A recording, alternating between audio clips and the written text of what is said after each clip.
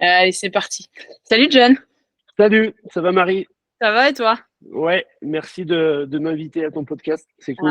Merci à toi pour avoir accepté cette invitation, c'est vraiment super, ça fait plaisir de t'avoir, ça fait un moment que j'essaye de faire quelque chose avec toi, donc c'est plutôt cool. Merci beaucoup. Avec grand plaisir. Je vais te laisser te présenter pour les personnes qui vivraient dans une grotte et qui ne te connaîtraient pas. Eh ben, Jonathan Colombet, je suis le gérant de 100% CrossFit, ou plutôt j'aime bien dire le système 100%. Donc voilà, ça fait la 9e année que 100% CrossFit existe, 2014. Donc voilà, par rapport à ma salle, après, je travaille aussi pour Fit Process, sur tout ce qui est aspect un peu santé, formation également. Et je suis également formateur pour des BPGEPS, haltéromusculation.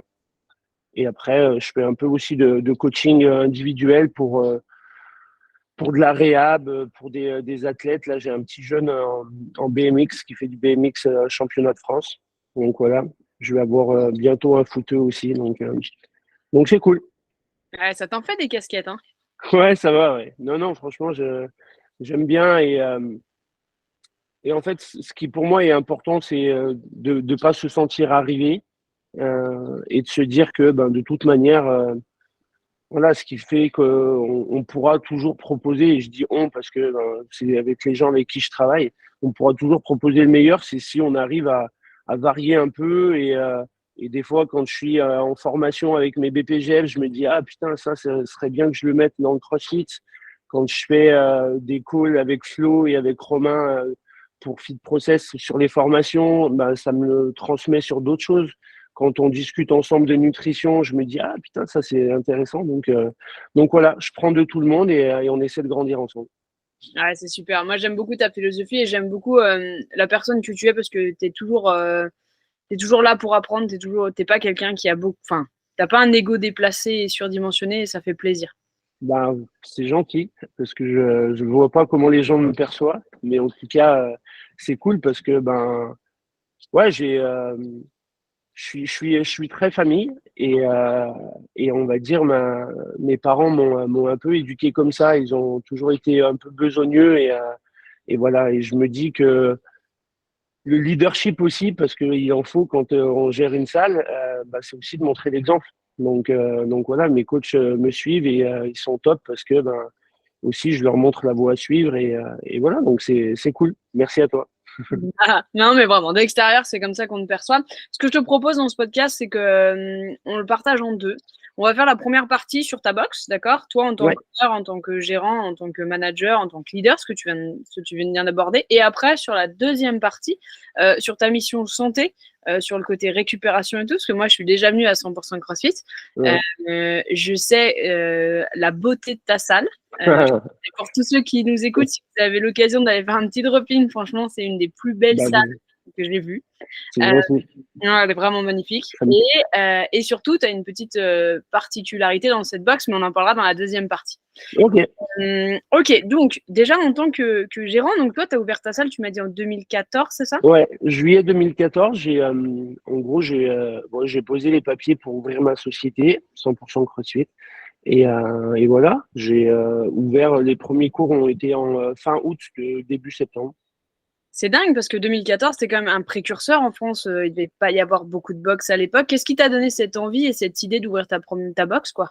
Bah en fait, c'est un peu ce que je disais tout à l'heure. Moi, en fait, je suis pas un amoureux d'un sport en particulier. Je suis un amoureux de l'activité physique. Donc, je passais mon BPGEPS AG2F, activité gymnique de la forme et de la force, avec Flo. On était dans la même promo, Flo Paillasson. Et du coup, ben, on, pardon, on aimait vraiment tout le côté préparation physique. Moi, j'ai aussi un background en prépa physique. J'ai un DU de prépa physique. Et donc, la musculation, c'est pas qu'on s'est soufflé avec, mais on commençait à regarder un peu deux, trois vidéos sur des choses qui venaient un peu des États-Unis, tout ça. Et à ce moment-là, CrossFit Lyon aussi ouvrait ses portes, 2012. Et du coup, ben, Flo m'en a parlé un peu, parce que moi, je suis de Saint-Étienne, donc j'avais pas forcément eu état de ça. Et donc, en fait, j'ai testé aussi un peu là-bas. J'ai dit, franchement, c'est vraiment quelque chose qui est assez dingue parce que ça allait un peu à contresens de tout ce qu'on apprenait, même dans la formation. Parce que développer la force en même temps que tu développes le cardio, c'est pas extraordinaire. Et souvent, on me demande, mais qu'est-ce qui fait que… Ben, en fait, au départ, je l'ai pas compris pourquoi j'ai été un peu amoureux de cette méthodologie. Et en fait, je me rends compte que ben, maintenant, avec la bouteille, avec l'expérience, je me dis, ben, en fait, tu comprenais pas tout, mais dans ta tête, il y avait déjà, en gros, ce que tu voulais amener aux gens. Ça veut dire ben, revenir sur des choses de base. Tu vois, là, quand on prend le pilier du CrossFit, on va dire, ben, j'enlève le côté nutritionnel, mais activité physique, ça veut dire le Metcon. Par exemple, la course à pied, c'est quelque chose qu'on a toujours tout fait. Et moi, j'étais dans une salle de fitness où ben, tu avais des tapis à 10 000 balles, tu avais des ergots avec des chiffres de folie. Et en fait, je pense vraiment que ce côté un peu technologie, ce côté machination un peu, me gênait aussi un peu. Donc, on revenait un peu à des bases. Donc, ça m'a vraiment plu. Et tu vois, moi, je suis un peu à l'encontre des gens qui disent le CrossFit, c'était mieux avant. Parce qu'en fait, je me rends compte qu'actuellement, le CrossFit, il est en train d'évoluer dans de la préparation physique, vraiment. Et ça, c'est ce que j'aime. Tu vois, par exemple, je me suis formé en Strong Fit, qui est une méthode pour moi vraiment en lien profond avec le CrossFit, parce que pour moi, dans le CrossFit, il manquait des choses. Il manquait des régimes de contraction qu'on faisait peu et qu'on fait encore un peu, qu'on fait peu. Par exemple, il y a peu d'isométrie sur des choses type pull-ups ou des choses comme ça. Il manquait également un peu sur les filières, c'était plutôt très bon, mais des mouvements un peu plus vraiment fonctionnels, parce que le fonctionnel avec une barre, pour moi, c'est un peu bullshit. Mais du fonctionnel à dire, bah, OK, je vais ramasser quelque chose du sol, mais ma colonne, elle va pas pouvoir rester fixe. Donc voilà, c'est tout ce qui a fait qu'au départ, bah, j'ai été vraiment pris de l'entraînement CrossFit. Et très rapidement, j'ai su imposer la philosophie que je voulais, qui allait être de vouloir faire prendre conscience aux gens que pour être performant, pour vivre longtemps, pour pouvoir porter ses enfants, pour être bien dans son quotidien, il fallait une santé. Et dans l'aspect santé, je voulais redéfinir un peu la salle de fitness, parce qu'on est des salles de fitness, avec un aspect santé où on mettait un accent sur la récupération, on mettait un accent sur la gestion du stress. Parce que moi, c'est assez fou. Ben là, j'ai un peu moins le temps et ça me et j'aime pas ça, mais j'aimerais voir aller plus rencontrer un peu les gens dans les salles et avec Fit Process, on le fait un peu. Et en fait, je me dis, en fait, la méthode, elle est bien faite, mais on n'a pas, je pense qu'il y en a qui n'ont pas ce côté psychologie humaine à se dire, ben, OK, qu'est-ce que Marie a besoin, en fait? Tu vois? Et si tu es déjà surstressé dans ton quotidien, ben, si on rajoute une dose de stress, ça fonctionnera pas, tu vois? Donc vraiment, cette gestion du stress complet, hein, parce que souvent le stress, on l'associe au stress mental, mais non, le stress vraiment complet, corporel. Et tout ce qui est maintenant, ben, je suis formé depuis 4 5 ans, neurologie, donc l'étude du cerveau. Et là, je suis trouvé une passion de ouf sur le cerveau. Et d'ailleurs, je fais une petite expérience au mois de mai qui va être assez sympathique. Vas-y, parle-nous-en. Parle-nous un peu de cette expérience, puisque là, tu es lancé et que de toute manière, je n'arriverai pas à t'arrêter. Donc, C'est vas-y. pas- c'est vrai. Non, non, en fait, je peux pas trop en dire parce que pour que ça fonctionne, en gros, il faut que les gens ne soient pas forcément trop au courant. Mais en tout cas, ce que j'ai mis et ce que j'ai dit un peu dans les vidéos que j'ai mis sur les réseaux, c'est simplement, ce qui est important pour moi, c'est que les gens comprennent le comportement humain. Parce que moi, le premier, il y a 10 ans, j'étais effaré du consumérisme qu'on pouvait avoir, du fait que on faisait peu d'efforts pour la planète, que le fait qu'on n'était jamais content de ce qu'on faisait, le fait qu'il y ait des gens qui souhaitaient, par exemple, un rééquilibrage alimentaire, mais qui étaient incapables de faire des efforts. Et en fait, c'est tout ça où je me suis dit, mais en fait, il y a quelque chose de plus haut, en fait. Il y a quelque chose de plus important que juste l'aliment que tu mets dans ta bouche. Et je suis persuadé que tu seras en accord avec moi. Et donc, du coup, en fait, ben, en m'intéressant au cerveau et au comportement primaire de notre cerveau et vraiment les items primaires, ben, en fait, on arrive à comprendre nos faits et gestes. Et ça, c'est très bon parce que quand tu comprends tes faits et gestes, ben, en fait, déjà, tu peux te dire, ben, c'est normal. Donc, il va falloir peut-être faire un effort décuplé pour aller à l'encontre de ces ressources primaires et être capable de pouvoir travailler avec ça.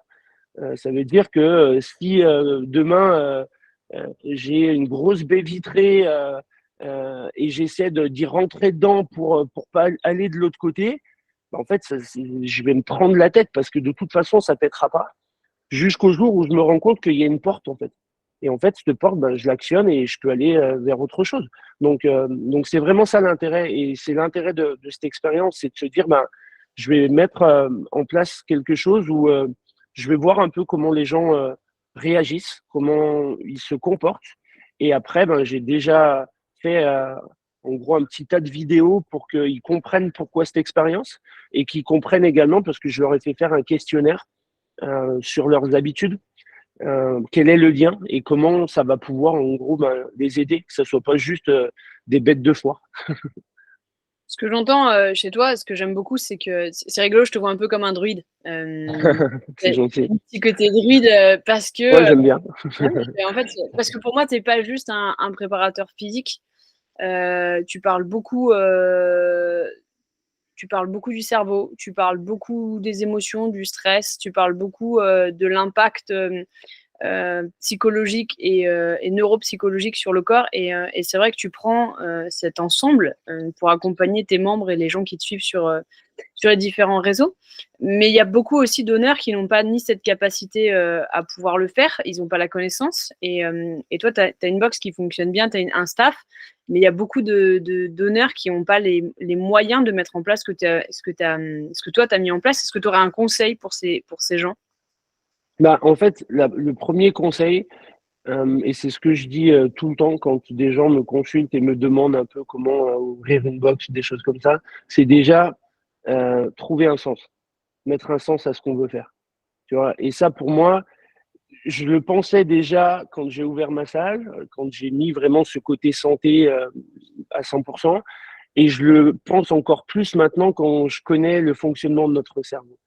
Donc ça veut dire que quand on arrive à mettre un sens à ce qu'on fait et que on a l'impression d'être sur la voie qui est la nôtre, mais pas qui est la nôtre juste sur l'instant T, mais sur comment on a été construit, qui on est, là où on a l'impression de vouloir aller, bah en fait, déjà, on n'a pas de stress. Déjà, pour rentrer un peu dans les détails, notre cortex singulaire antérieur, qui est une petite partie de notre cerveau, bah en fait, elle est dans des prédictions. Elle fait en sorte de prédire ce qu'on est, parce qu'on est des êtres de prédiction. C'est-à-dire que bah là, je cherche pas mes mots quand je te parle. Donc mon cerveau a déjà, en gros, c'est déjà ce que je vais te dire avant que je le dise. Tu vois, là, il y a eu des études par rapport à ça et c'est assez fou. Et donc, en fait, l'objectif, c'est de se dire que si tu es proche de tes valeurs, bah en fait, ce cortex singulaire antérieur, il va pas être sollicité. Ça veut dire que ce cortex singulaire antérieur, il vient stimuler des hormones de stress, donc le cortisol, l'adrénaline, la noradrénaline. Donc, plus tu vas être en désaccord avec qui tu es profondément, plus ton cortex singulaire antérieur, il va être stressé.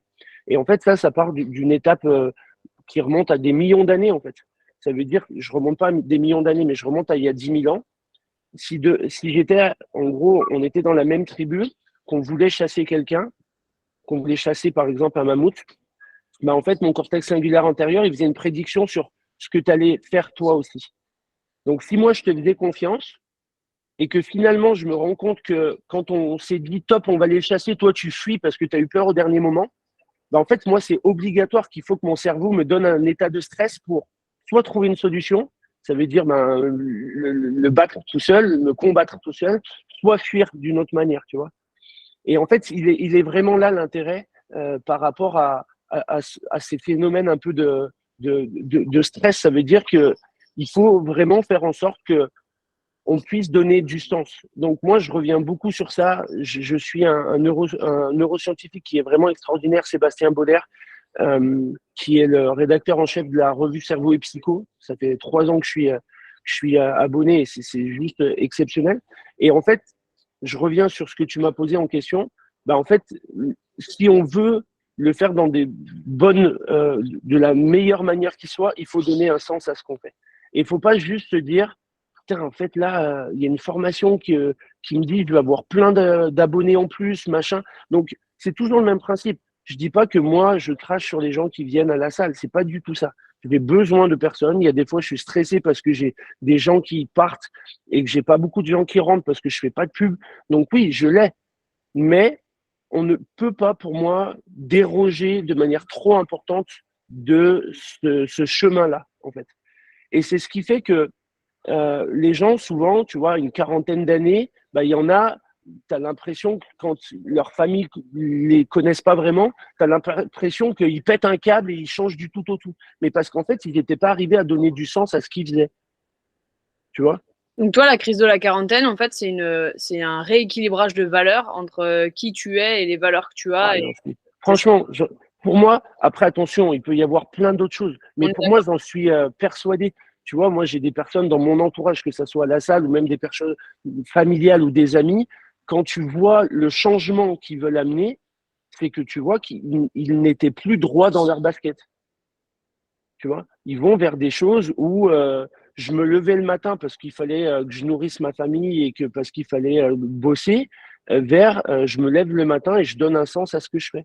Donc c'est toujours le même principe, c'est pas binaire. Moi, quand les gens ils me disent ça, ils disent ah c'est trop bien, j'aimerais être à ta place. Non, non, non, c'est pas aussi facile que ça.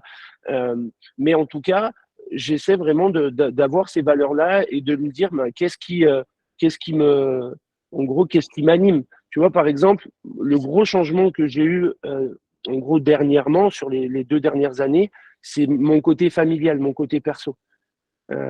J'ai construit quelque chose qui était vraiment dans mes valeurs-là et qui, encore une fois, je réutilise ce terme, mais j'ai mis du sens. Et en fait, je me rends compte que les personnes avec qui j'étais, donc attention, ça a été mon expérience, c'est ce qui fait que je suis qui je suis, donc je regretterai jamais si c'était à refaire, je le referais. Mais en fait, j'étais pas dans ma voie, j'étais pas dans ce dont j'avais besoin, j'étais pas dans ce que j'avais. Mais pour moi, ça a été comme ça parce que ça m'a laissé du temps aussi pour ma salle. Tu vois, donc pour moi, tout est un peu lié. Donc il est là l'intérêt, c'est vraiment donner du sens à ça. Et après, la question que tu me posais par rapport à ce que moi j'ai pu mettre en place, ben, premièrement, je ne l'ai pas mis en place dès le départ. Ça veut dire que je l'ai fait petit à petit. Et où il faut faire attention, et moi, je me pose aussi énormément la question sur ça, c'est que c'est bien de se dire, ben, j'interviens sur pas mal de choses, mais il ne faut pas devenir, je fais tout, mais je ne fais rien. Ouais. Tu vois ce que je veux dire? Oui, moi, je vois. Parce que après, ça peut devenir ça. Et attention, moi, pour moi aussi, hein, je fais ultra gaffe à ça. C'est de se dire, c'est pas parce que j'ai lu une fois un truc que ça y est, je suis le maître, tu vois. Euh, putain, j'ai bouffé son nom. Attends, juste 2 petites secondes parce que j'ai quelqu'un qui le connaît. Max? Il est là, Max? Non? Ah, comment il s'appelle merde, le philosophe là, merde, qui parle de tout ce qui est trou noir et tout ça là. Ouais, l'astrophysicien. Comment? Ouais, l'ultra-crépidarianisme. C'est que je veux trouver son nom parce que je veux pas qu'on se dise que ça vient de moi. Mais on va le retrouver. Bast.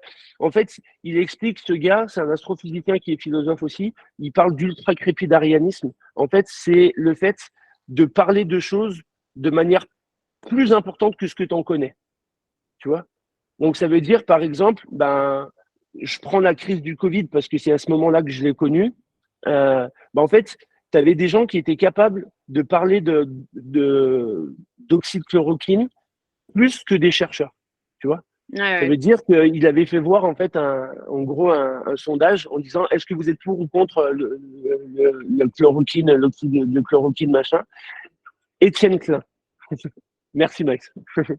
Et, euh, et franchement c'est un bon mec aussi et vraiment je le suis beaucoup parce que pour moi, il est très intéressant. Et donc, en fait, dans ça, lui, ce qu'il explique, c'est faut faire attention de se dire, c'est pas parce que tu as lu un article sur quoi que ce soit que ça y est, faut te dire spécialiste de quelque chose, tu vois.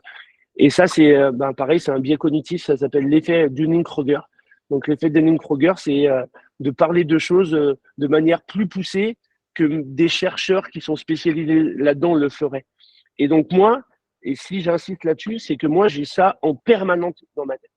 En permanence dans ma tête, je me dis, John, est-ce que là, tu n'es pas en train d'être biaisé et de te dire, ok, tu as regardé trois articles là-dessus, est-ce que tu n'es pas en train de commencer à vouloir en parler? Et j'essaie vraiment de me réguler et de me dire, non, ok, les choses sur lesquelles je veux parler, c'est des choses où j'ai quand même un minimum de compétences. Oui, parce qu'en fait, au final, tu as raison, on consomme beaucoup de contenu, on va lire beaucoup d'articles. Toi en particulier, tu vas dans des domaines qui sont extrêmement scientifiques, qui vont être très poussés. Et c'est vrai que ça doit être tentant quand tu apprends des trucs de vouloir le retransmettre tout de suite parce que tu trouves ça dingue, tu trouves ça ouf, tu te dis mais c'est trop cool et tout. Et à quel moment effectivement tu as ce sentiment de je suis un expert et je vais pouvoir en parler et juste j'ai eu 3 articles et je ne suis pas un expert et je ne sais pas ma légitimité d'en parler. Déjà, la première chose, c'est être, comme je te le disais, et c'est pour ça que moi, là, c'est assez fou les années que je suis en train de vivre, parce que pour moi, en fait, ma vie, c'est un livre, et j'écris des pages, un peu quand je me forme au CrossFit, j'écris une page, quand je me suis formé en neuro, j'écris d'autres pages, et en fait, avec la neuro, j'ai plein de pages qui se sont rassemblées. Ça veut dire que c'est comme si tu avais un article, et, pas un article, mais un chapitre, et qu'après, tu n'avais que le quatrième. En fait, je suis arrivé à rassembler. Et tu vois, par exemple, sur ce que tu dis, et c'est pour ça que je parle de ça, c'est que, par exemple, on sort d'une formation, d'accord? On a fait une formation ensemble, quelle que soit la formation. Qu'est-ce que tu as envie de faire? Tu as envie de le dire à tout le monde, de dire, ah ouais, mais ça, c'est ça, et ça, c'est ça. Et en fait, c'est logique et c'est humain pour plusieurs raisons. La première, c'est du statut social. Ça veut dire que en disant, tiens, c'est bien de faire ça, tu vas te mettre en avant. Et donc, tu vas augmenter ton statut social. Et ça, c'est un besoin primaire. Si nous, on est là, donc nous, tout le monde sur cette terre, c'est que nos descendants, d'il y a 10 000 ans, sont arrivés à s'imposer au niveau de leur statut social et donc avaient des fois un ego qui leur ont permis de vivre et de survivre. Et donc, en fait, quand on sort d'une formation et qu'on veut donner ça, c'est déjà pour se mettre nous en avant. Et il faut en être conscient. En fait. Faut en être conscient, tu vois. Et il faut pas juste se dire, mais non, non, non, c'est pour les gens. Dans ta tête, de toute manière, c'est pour toi déjà. Et après, la deuxième chose, c'est arriver à se dire, il faut arriver à, quand on est bienveillant avec les gens, quand on veut la santé des gens, automatiquement, quand tu apprends quelque chose où on te montre et qu'on te prouve par A plus B que tu as vraiment matché sur cette formation, automatiquement, tu as envie de la dispenser à d'autres personnes. Tu vois, et ça, c'est logique. Et là, ça, c'est des choses qui sont intuitives. Donc après, l'objectif, c'est juste de se dire, OK, je vais juste ne pas le faire le lendemain, je vais me laisser une semaine. Je vais me laisser une semaine après avoir fait ma formation pour me dire, j'en parlerai que dans une semaine. Et en fait, en une semaine, tu as le temps de revenir un peu sur ce que tu as vu. Tu as le temps de croiser ça avec d'autres choses que tu es en train de faire. Et là, tu stimules plus le côté un peu réflexif et te dire, OK, est-ce qu'il faudrait y aller à tout prix, tu vois? Et après, souvent, tu arrives à te dire, OK, ça, c'est sûr, je vais l'amener, ça m'intéresse, tu vois. Et après, ça, je vais peut-être pas l'amener autant parce que ça ferait peut-être un trop gros gap avec ce qu'ils sont en train de faire, tu vois. Et c'est vraiment ça qui, pour moi, est important. Et Dieu sait que là, je suis de bons conseils, mais même moi, je me fais prendre des fois. D'accord, je vois des choses sur Internet où je me dis putain merde, ça fait longtemps que j'ai pas amené ce travail-là sur l'échauffement. Et hop, la semaine d'après, je l'amène, tu vois. C'est pas grave en soi. Ce qu'il faut faire attention, c'est de ne pas perdre les gens non plus et pas se perdre nous. Et là où je te rejoins, et tu as effectivement raison, hein, des études ont été prouvées que chaque décision qu'on prend au quotidien, en fait, ça a pour vocation de élever ou redescendre notre statut. social. Donc, ça veut dire que toutes les décisions que tu prends au quotidien, que ce soit de t'inscrire à la salle de CrossFit, de t'acheter une voiture, machin, c'est en gros dans le but d'augmenter ta perception de ton propre statut social. Donc, je te rejoins sur l'idée de vouloir dispenser cette formation, d'en parler tout autour, parce que d'un coup, tu augmentes ton statut social et c'est un sujet qui est extrêmement intéressant en psychologie. C'est vrai que j'aime beaucoup ce sujet, que toutes les décisions sont en lien avec le statut social. Et ce dont tu parlais aussi, cette idée d'attendre et de faire des recherches croisées, c'est ce qu'on pourrait appeler la technique de l'avocat du diable. C'est se dire, OK, quelqu'un pourrait chercher qui ne serait pas dans ce sens-là pour pouvoir confronter les idées et voir s'il en ressort quelque chose que je peux implémenter au quotidien ou en tout cas implémenter à mes membres. Donc, je trouve ça super intéressant. Tu parlais d'un sujet qui me tient vachement à cœur, sur le stress. Est-ce que tu veux bien qu'on revienne sur le sujet? Avec grand plaisir. On a beaucoup en tout cas, moi, mes membres, et je pense que toi, tu as un peu le même cas de figure, on a des gens qui ont des vies à 100 à l'heure. Ils gèrent une vie professionnelle, une vie familiale, le CrossFit et toutes les emmerdes de la vie en général. On a quand même des gens qui sont relativement stressés. Alors toi, tu fais un gros travail, donc peut-être tes membres sont un petit peu moins stressés, mais justement, j'aimerais qu'on aborde ce sujet. Comment tu fais au quotidien pour redescendre ce niveau de stress qu'on a tous au quotidien, ou en tout cas, on est soumis à cette pression journalière, quoi.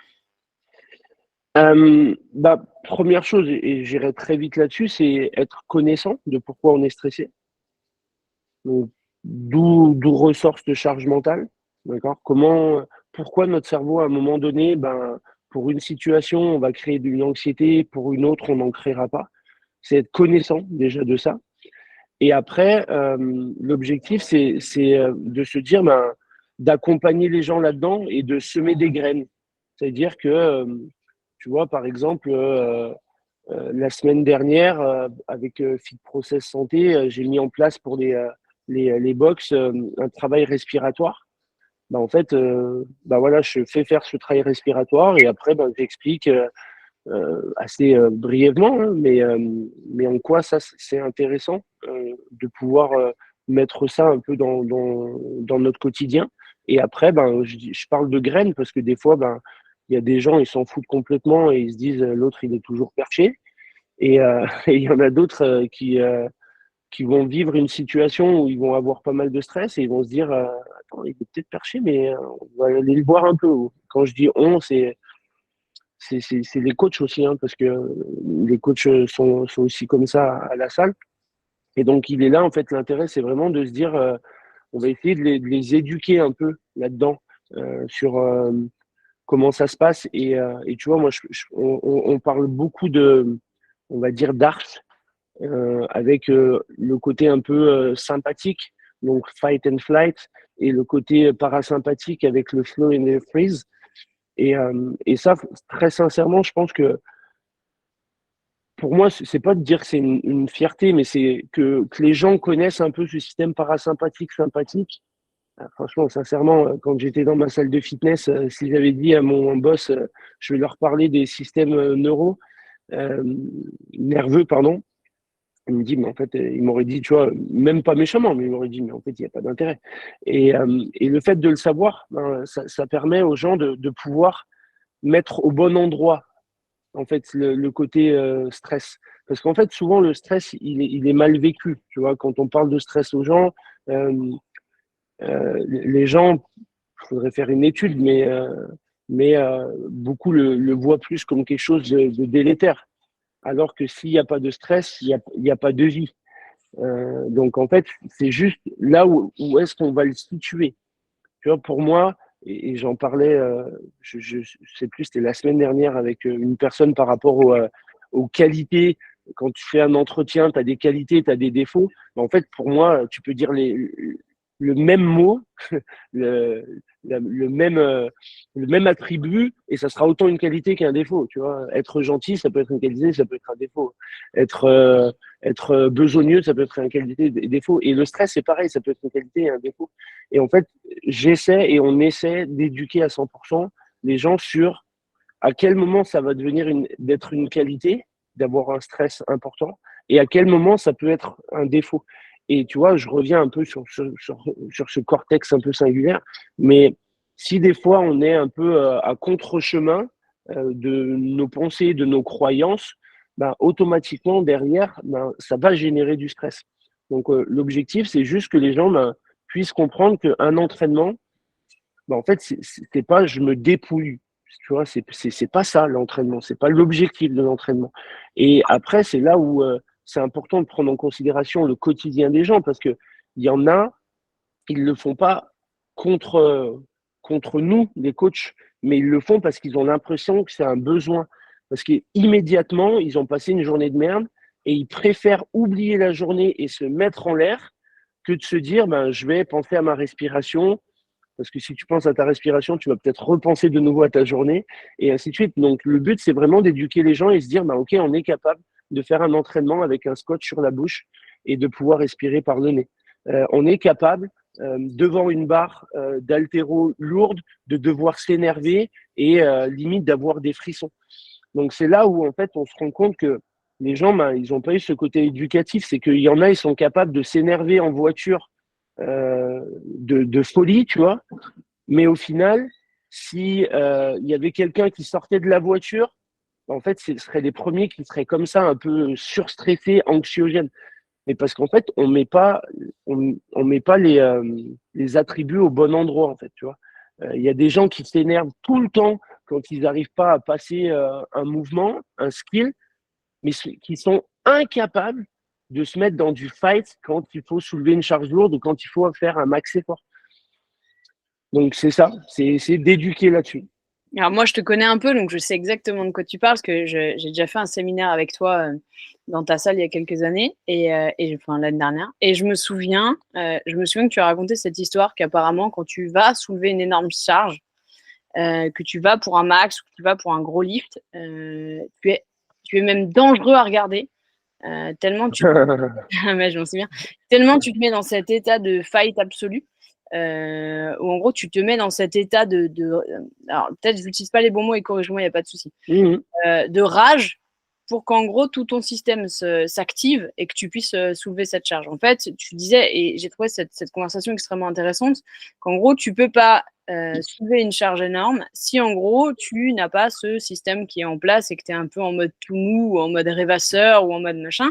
Et en gros, si tu veux arriver à accomplir certaines choses à certains moments, il faut que tu t'alignes avec la tâche à faire ou alors avec l'émotion que tu ressens à ce moment-là. En fait, c'est exactement ça. Ça veut dire que je reviens encore avec un parallèle d'il y a 10 000 ans, parce qu'en fait, notre cerveau fonctionne exactement comme il fonctionnait il y a 10 000 ans. Et ça, il faut en être connaissant.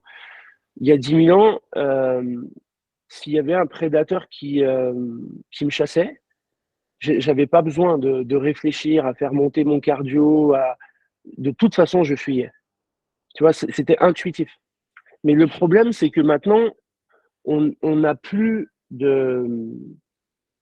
ce côté intuitif de la survie. Et heureusement, d'accord. Mais par contre, notre système fonctionne comme ça. Donc en fait, quand on va soulever une barre, quand on va faire un lift, c'est comme si, en gros, on avait décidé de se battre contre un prédateur. Ça veut dire qu'en fait, quand on le décide, il y a 10 000 ans, on n'avait pas besoin de le réfléchir.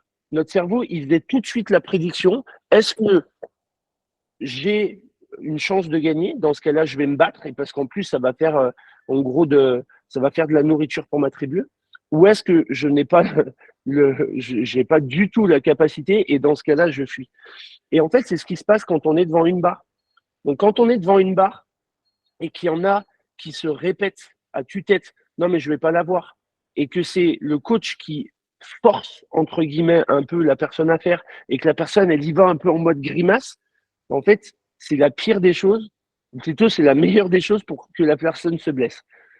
Parce que de toute manière, elle n'est pas dans le système à se dire, ben, ok, je suis dans un combat, dans un fight.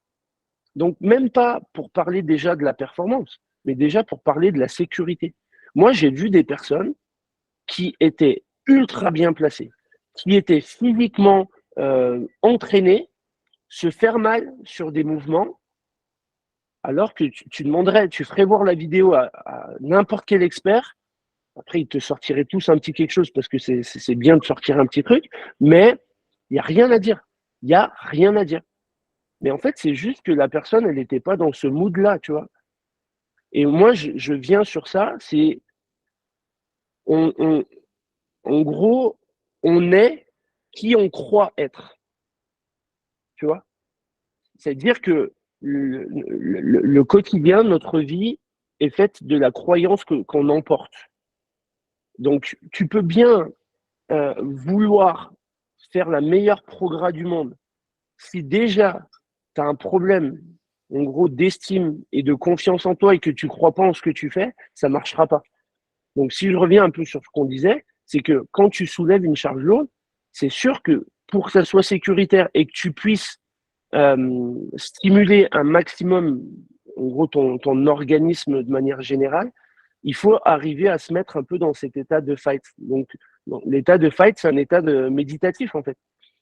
Tu vois, je lis ça même avec la méditation, parce que au moment où tu te prépares, tu vas pas te dire, ah putain, la dernière fois, je me suis fait mal au dos en faisant ça. Tu vois, si tu commences à penser aux vidéos que tu as regardées sur Instagram, des gens qui failent un snatch, bah, tu es dans la merde, tu vois. Ouais, c'est clair. C'est le même principe que si dans la rue, tu dois, même actuellement, te battre pour ta survie, bah, tu vas pas te dire, ah putain, là, je pense que je vais perdre, tu vois. Ou sinon, si tu te dis ça, c'est qu'il faut tout de suite rebasculer dans autre chose, tu vois. Dans une fuite. C'est ça. Et des fois, c'est important de fuir, en fait. Hein. Tu vois, et, on voit la fuite, mais en fait, non, le flight, donc la fuite, c'est ce qui fait qu'on est encore là actuellement, tu vois. Parce qu'il y en a, par exemple, quand j'en parlais encore il y a pas très longtemps. Tu t'imagines, tu es dans une manif et machin, tu as bu deux, trois canons avec les potes et tu commences à te dire ah non, mais moi je vais y aller, machin. Tu es tout seul contre 10 personnes, que ce soit n'importe qui, je m'en fous. En fait, à un moment donné, c'est juste t'es débile. Tu as un ego qui est trop surdimensionné sur ce moment-là qui fait que ça fonctionne pas, tu vois. Qui fait que tu vas te faire tabasser et limite, tu peux, même ta vie, elle peut en dépendre. Donc moi, je préfère me dire, bah ok, je suis une petite merde si ça vous va, mais moi, je vais rentrer chez moi à droite là, et demain, j'irai très bien et je vais bien dormir. Tu vois ce que je veux dire? Oui, oui, en fait, la fuite n'est pas être faible ou être peu courageux. En fait, la fuite, c'est préserver sa survie Ouais, c'est sûr. pour pas justement avoir un problème plus grave après. Euh, Comme un jour, je vais dans ton sens, mais comme un jour, par exemple, c'est pas parce que tu lèves, quel que soit le mouvement, tu lèves 100, une unité arbitraire, 100, qu'il faut que tout le temps tu soulèves 100. C'est-à-dire qu'il y a un jour où tu vas peut-être vouloir te mettre un peu dans cet état de fight et tu vas sentir que en fait ça te fatigue encore plus parce que ton corps il a juste envie de pas faire de fight, donc de pas aller là-dedans, tu vois. Donc c'est un peu le principe aussi de toujours en gros mettre des stats ou mettre des chiffres dans tout ce qu'on fait, tu vois. ouais, moi, j'ai beaucoup de mal à mettre des chiffres. Je m'entraîne plus au feeling qu'aux chiffres, beaucoup, Ouais, parce que j'ai du mal à me tenir à des chiffres et je trouve que c'est un enjeu émotionnel qui est pour moi trop important. Donc tu vois, les PR, et tout ça, je suis pas hyper attachée aux valeurs, quoi. ouais, ouais. Non mais c'est compréhensible. Ouais. Question importante. Donc là, on a abordé un peu le stress. Toi, tu parlais aussi, et je te connais, tu fais aussi des échauffements aveugles. Je t'ai déjà vu faire des exercices à l'aveugle ou en tout cas les yeux fermés pour ressentir le corps. Tu peux nous en parler un peu? Ouais, en fait, ça c'est tout ce qui est, on va dire, entraînement un peu en neurofonctionnel et sur refaire rejaillir un peu tout ce qui va être un peu sensoriel, tu vois. Donc ça veut dire que ben, le sens qu'on utilise le plus, c'est la vue. Euh, c'est celui qui nous aide le plus. Et en fait, ben, avec la vue, automatiquement, si tu utilises que la vue, ben, les autres sens sont un peu mis derrière, tu vois. Donc, le fait, par exemple, de faire des échauffements, même juste des déplacements, hein, quatre appuis sol, notamment, par exemple, le mouvement Matrix que j'appelle, ben, en fait, ça va t'obliger à venir stimuler d'autres sens, tu vois. Et ça, c'est pour ça que moi, je prends vraiment de toutes parts et tout peut nous éduquer, nous apprendre. Euh, j'étais tombé une fois mais ça remonte, hein, je pense il y a 4-5 ans, sur en gros une pianiste qui est chanteuse, qui est aveugle. Et en fait, elle explique que son sens du toucher, il s'est développé de manière ultra importante et que pour elle, en fait, elle, euh, elle, elle, euh, elle n'aurait pas été aussi douée sans le fait qu'elle perde la vue, tu vois. Donc, tu vois, elle l'a vraiment mis en avant et elle n'a pas été dans le côté, ben, putain, si en plus de ça, je pouvais avoir la vue, ben non, elle était assez, on va dire, vraie dans le fait de se dire, ben ok, ce qui m'a permis aussi de devenir une artiste mondiale, c'est aussi le fait que j'ai eu ça, tu vois. Donc, il partait de là le principe. Le principe, c'est de se dire, ben, des fois, il faut arriver à étouffer et faire diminuer un peu certains sens et apprendre à faire travailler d'autres sens. Et vraiment, c'est dans ce principe-là que on peut travailler avec, par exemple, les yeux fermés. Là, c'est vraiment quelque chose de grossier, mais voilà, il est là l'intérêt. L'intérêt, c'est vraiment de se dire rééquilibrer tout ce travail sensoriel. Et si je peux faire un petit aparté sur la base de l'apprentissage général, hein, cognitif, moteur, c'est en gros trois items sensoriels. C'est le tactile, le système vestibulaire et le système proprioceptif. Donc en fait, ça, c'est vraiment la base de notre fonctionnement. Ça veut dire que quelqu'un qui veut apprendre l'anglais, ben, déjà, si ces trois items-là sont pas équilibrés, ben, notre système aura plus de mal à l'apprendre. Est-ce que tu peux donner des exemples concrets pour les personnes qui ne connaîtraient pas tous ces termes?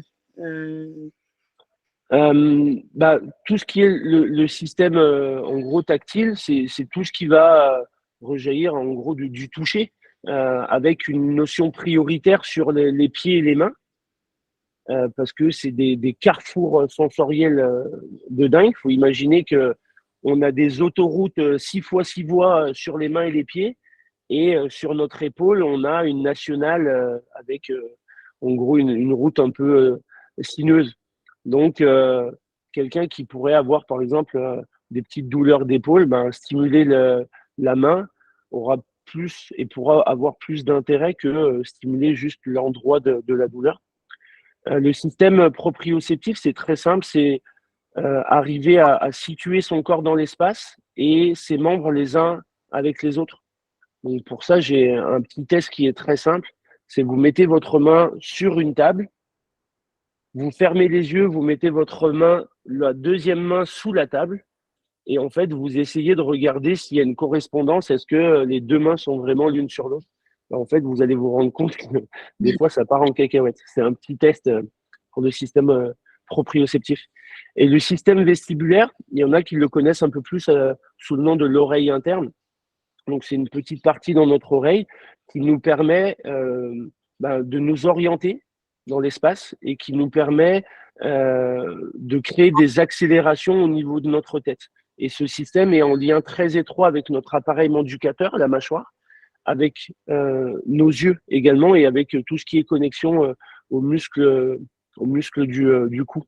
Donc, par exemple, aussi pour le système vestibulaire, quelqu'un qui est dans une avalanche, en fait, il ne peut pas savoir de quel côté il faut creuser. Parce que là, ton système vestibulaire, en gros, il est mis à mal. La seule manière de savoir où tu es, c'est qu'il faut faire pipi. Et en fait, tu iras dans le sens de la gravité. Donc, si tu fais pipi et que ça descend, c'est qu'il faut creuser dans l'autre sens. Ça, c'est un bon conseil, tu vois. Moi, je pourrais t'écouter des heures. Je pourrais t'écouter. Mais j'espère pas que les gens auront besoin de faire ça. Oui, mais si jamais, c'est quoi? Jamais. Si jamais, là, ils se C'est diront, ça. attends, qui l'avait dit, jeune?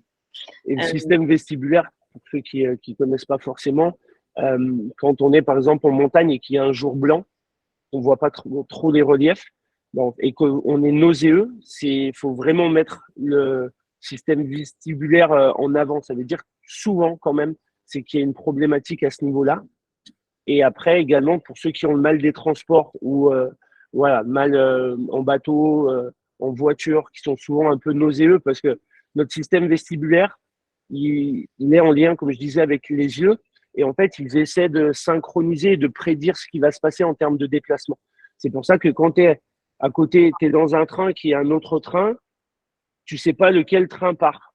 Je pense que c'est le tien, mais en fait, ça peut être celui qui est à côté de moi. Là, c'est un biais de notre système neuro avec le système vestibulaire. Ok, cool. Mais comme ça, au moins, on a des exemples concrets. Ouais. Merci, John. C'est top. Avec plaisir. Donc, on parlait tout à l'heure, toi, dans ta salle, tu as une petite particularité que j'ai jamais vue dans une autre salle.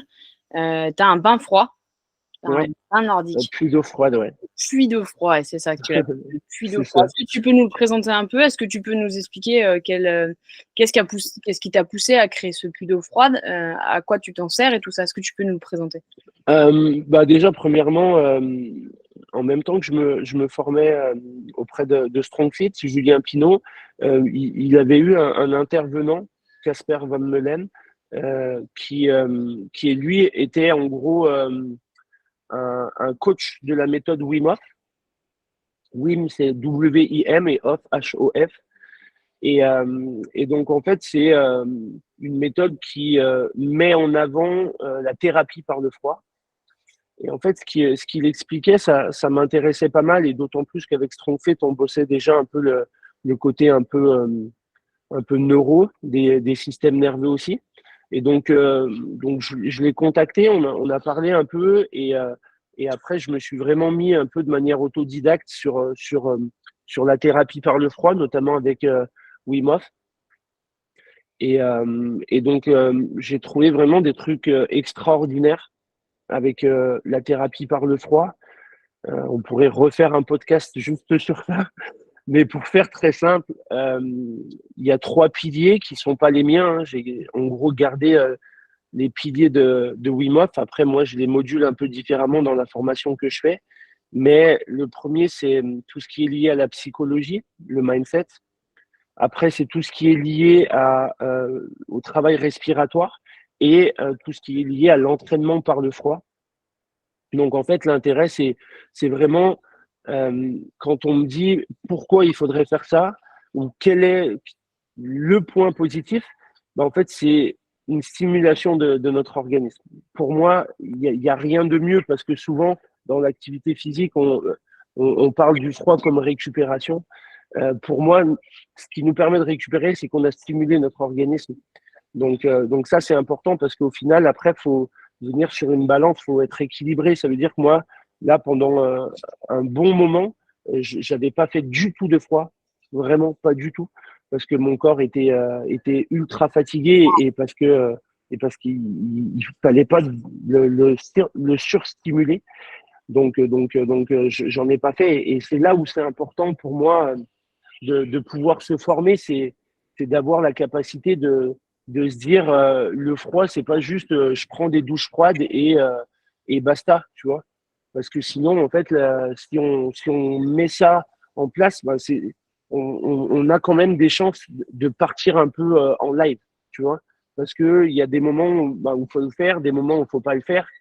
Donc, c'est pour ça que moi, je me suis formé sur ça et que j'ai j'ai mis en place avec Fit Process aussi une formation thérapie par le froid et que j'essaie aussi un peu d'en parler à la salle et que les gens n'aillent pas faire du froid pour faire du froid. Donc l'intérêt en tout cas d'avoir mis un puits d'eau froide et d'avoir mis un sauna, c'est que les gens puissent optimiser un peu leur récupération parce que c'est quelque chose qu'on omet un peu parce que c'est quelque chose de caché. Ça veut dire qu'on ne voit pas comment on va pouvoir progresser sur de la force en faisant du puits d'eau froide et en faisant du sauna, tu vois ce que je veux dire. Donc voilà. Et tout le monde n'a pas accès à ni à un sauna ni à un puits d'eau froide non plus. C'est vrai. Oui.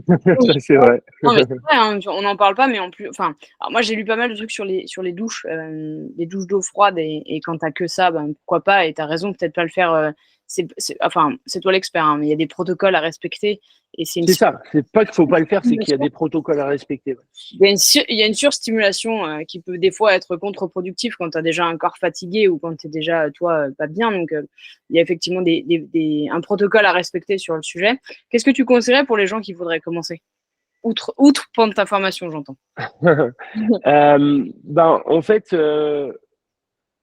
déjà, lire même ne serait-ce que déjà des livres par rapport ou des podcasts par rapport à des gens qui interviennent là-dessus. Ça veut dire que maintenant, on est dans en gros, on est dans une société où on peut avoir énormément de choses. Donc il faut essayer d'aller lire le bouquin de Wim Hof qui est très bon.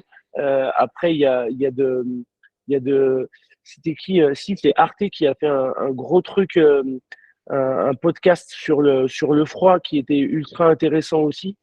Il y a un Français qui a le record du monde d'immersion dans un bain glacé. Faudrait que je te retrouve le nom, mais ça se trouve facilement sur YouTube.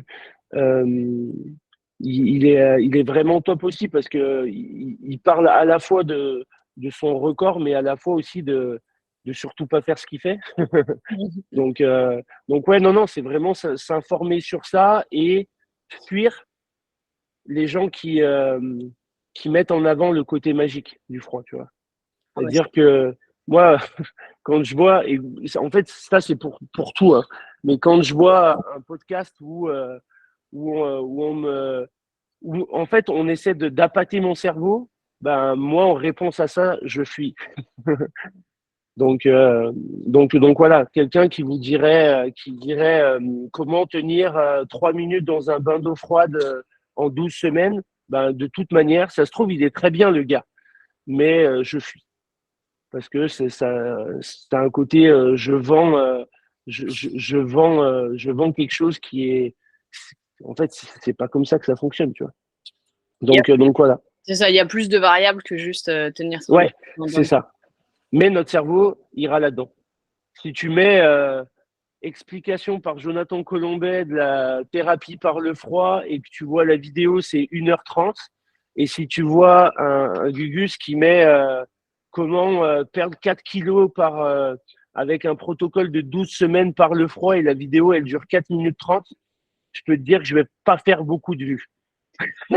Ça, c'est le marketing, Jonathan. Ça tu peux. Enfin, En fait, c'est pas le marketing, c'est notre cerveau. Oui, mais tu vois ce que je veux dire, c'est que le marketing. Ah, mais c'est sûr. Et en fait, c'est le phrasé, hein, et tout est placé sur effectivement comment notre cerveau fonctionne. Et c'est vrai que moi qui m'intéresse vachement à ce sujet et ce qu'on appelle le copywriting, tu vois, le côté, comment écrire pour arriver à séduire le cerveau et tout, c'est extrêmement intéressant. Mais tu t'aperçois effectivement, plus t'es court, plus tu donnes des dates et plus en gros c'est facile, plus forcément les gens vont s'y intéresser. Et effectivement, ta vidéo d'1h30, les gens ils vont se dire.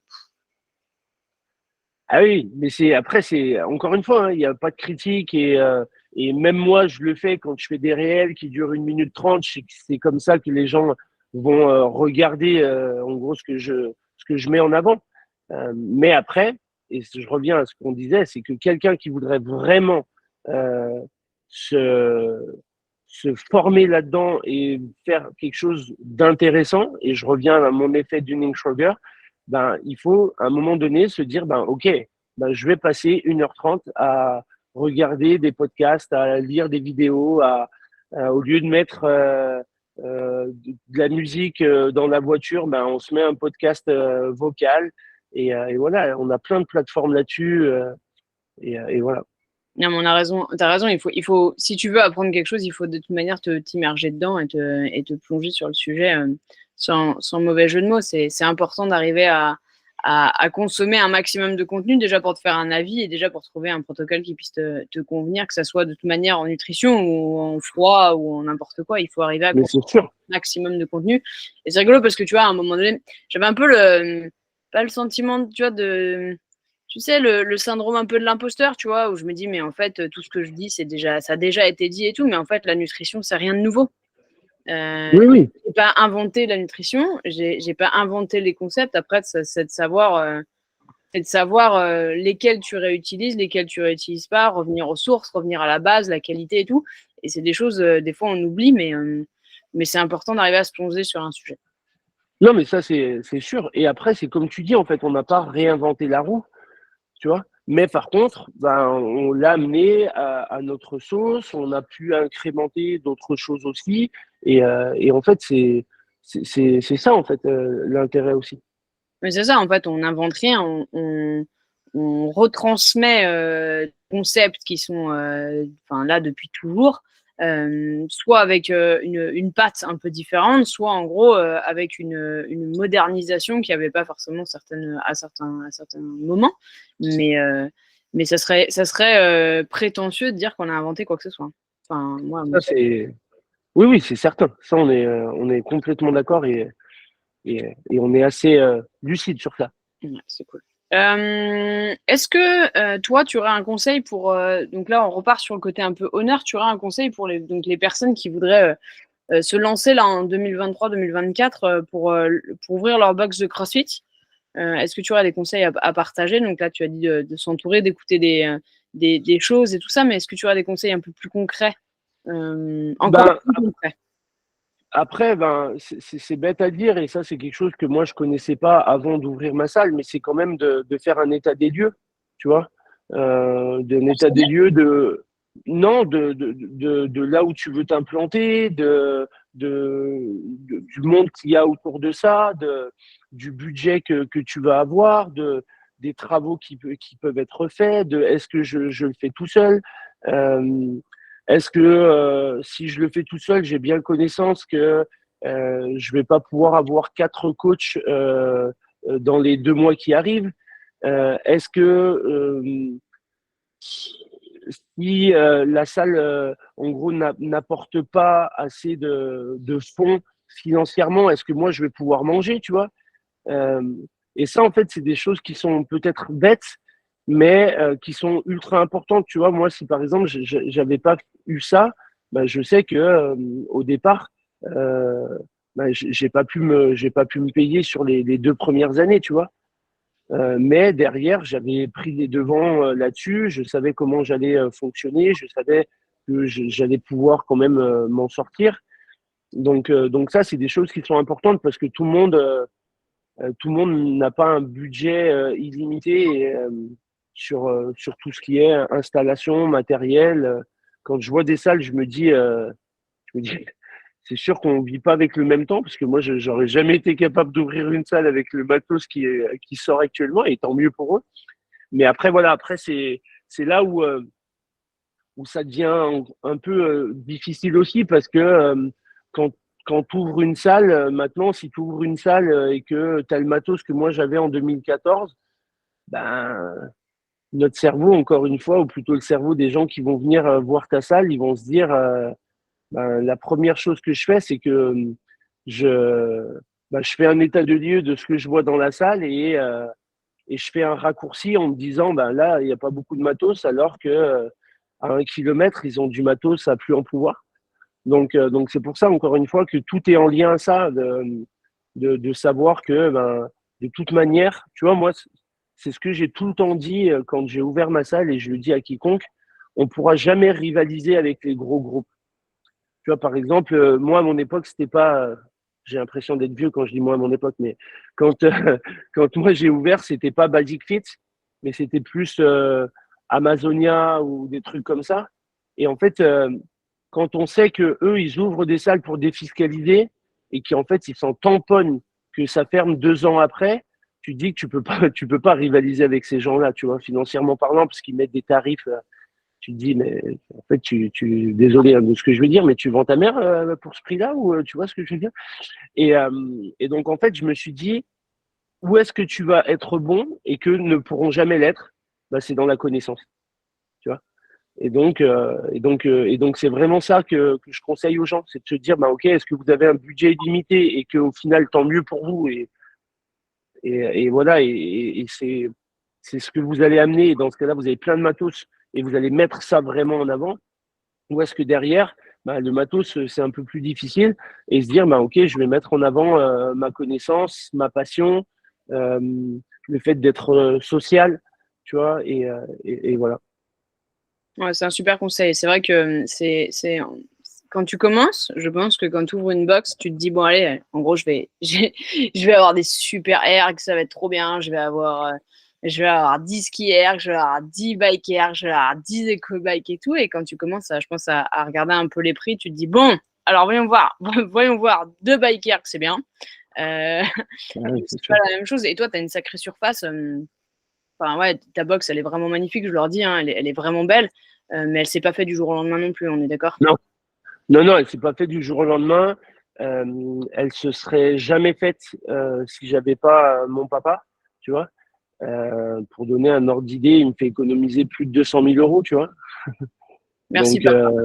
ouais, c'est ça. Donc, oui, parce qu'il est manuel, parce qu'il est ce que moi je suis pas, parce que moi je suis pas dans les métiers manuels et parce qu'on a bossé dur, parce que voilà, on a fait des efforts pour, tu vois. Donc, ouais, ça c'est des choses qui sont importantes à bien avoir en tête. Et après, quand on fait les choses, c'est de se dire qu'on aura toujours un petit message, euh, en gros, un petit message dans notre tête en se disant ah, je vais acheter un ergot de chaque, comme ça au moins les gens ils verront que j'ai. Mais en fait, ça sert à rien.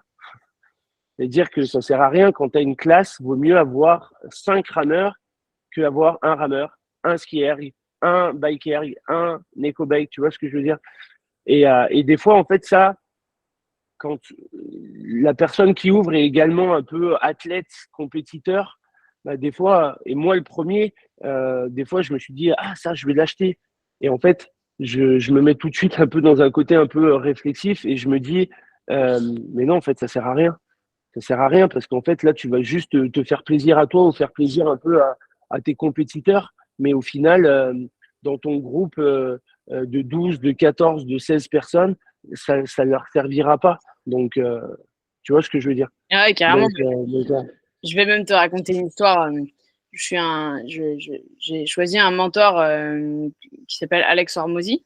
C'est un gars qui est dans le monde du fitness, en particulier aux États-Unis, et il aidait justement les salles de CrossFit et les salles de sport, comme les nôtres en fait, hein, enfin comme la tienne, à évoluer et à faire le plein de clients, justement pour qu'on arrête de lutter contre des Amazonia, contre des Basic Fit et tout ça. En fait, là où tu as raison, c'est qu'ils font, enfin, on n'est pas sur le même niveau en fait de budget et tout ah ça. ouais, En gros, il c'est disait, clair. ça sert à rien d'essayer de faire de la concurrence parce que là, ça marchera pas. Donc, il faut se différencier sur autre chose. Donc, lui, il parle de l'accompagnement, nutrition et training. C'est ces trois piliers et je les reprends parce que je trouve qu'ils sont extrêmement importants. Et justement, un jour, il va dans une salle de CrossFit et les mecs sont au bout de leur vie, ils n'arrivent pas à remplir. Tu sens que vraiment c'est compliqué. Le mec, il est à deux doigts de fermer. Et il lui dit, mais en fait, tu pourrais faire plus de cours. En tout cas, tu pourrais mettre plus de personnes dans tes cours. Là, tu es limité à 12. Tu pourrais en mettre 24. Si tu as deux coachs, ça fonctionne. Enfin voilà, il commence à lui expliquer. Et le mec, il lui dit, bah non, je peux pas parce qu'en fait, avec la surface, si on est amené à faire des double under, en fait, ça prend vachement de place au sol.